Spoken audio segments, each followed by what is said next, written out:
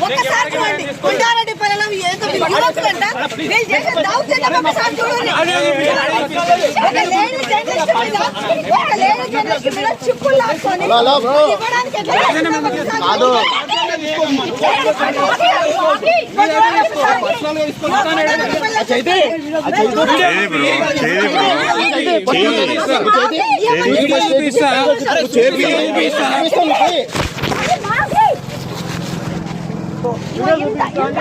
ఇంత ఘోరంగా చేస్తున్నారు.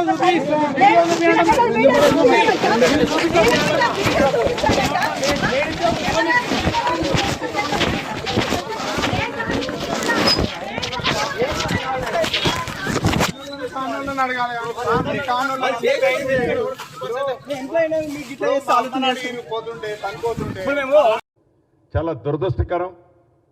ఆ శాఖ మంత్రిగా నేను ఈ రాష్ట్ర ప్రభుత్వం ఏదైతే నిన్న జరిగిన ఎపిసోడ్లో అటువంటిది నిజంగా జరిగి ఉంటే నిజంగా రాష్ట్ర ప్రభుత్వ పక్షాన నా పక్షాన